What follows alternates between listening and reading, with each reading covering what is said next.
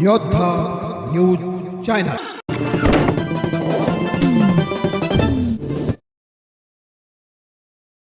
राजगुरुनगरमध्ये ग्रंथदिंडीने स्वर्गीय बाळासाहेब आपटे यांना विनम्र अभिवादन. सोहळा उत्साहात संपन्न. राजगुरुनगर यांनी घेतलेला आढावा.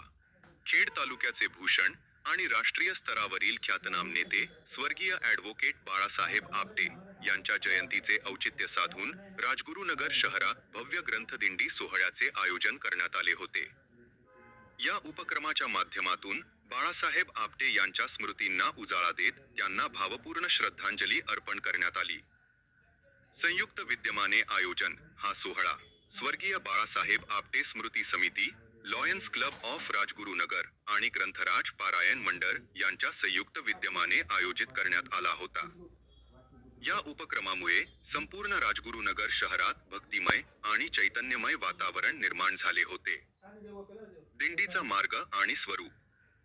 सकाळी 10 वाजता शहरातील शनिमारुती मंदिर येथून दिंडीला भक्तिपूर्ण वातावरणात प्रारंभ झाला. टाळ मृदंगाचा गजर, विठुनामाचा जयघोष आणि वारकरी संप्रदायाचा उत्साह यामुळे संपूर्ण परिसर दुमदुमून गेला होता. ही दिंडी शहरातील मुख्य बाजारपेठ आणि प्रमुख मार्गावरून मार्गक्रमण करत ऐतिहासिक आपटे वाड्यावर विसर्जित करण्यात आली. मान्यवरांची उपस्थिती. या सोहळ्याला राजकीय, सामाजिक आणि शैक्षणिक क्षेत्रातील अनेक मान्यवरांनी उपस्थिती लावून आपले विचार व्यक्त केले.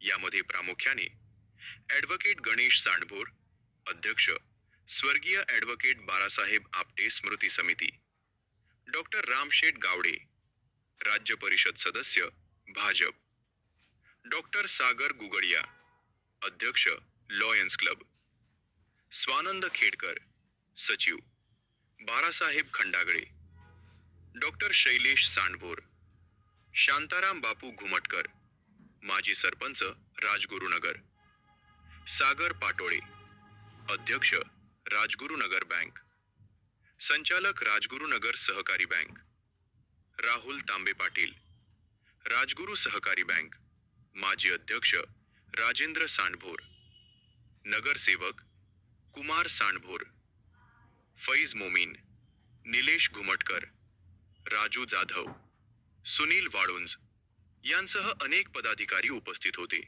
तसेच विजयाताई शिंदे, रेखाताई क्षत्रिय, श्रीराम खेडकर, दिलीप तापकीर, सुनील तिकडे, इम्रान मोमीन, कैलास दुधाळे आणि राजगुरुनगरमधील माता भगिनी व नागरिक मोठ्या संख्येने या दिंडीत सहभागी झाले होते.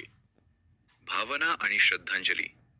आयोजकांनी यावेळी बोलताना सांगितले की बाळासाहेब आपटे यांनी आपल्या कर्तृत्वानं राष्ट्रीय स्तरावर खेड तालुक्याचे नाव उज्ज्वल केले. त्यांचे विचार आणि कार्य पुढच्या पिढीपर्यंत पोहोचवण्यासाठी अशा सांस्कृतिक व भक्तिमय उपक्रमांची गरज आहे.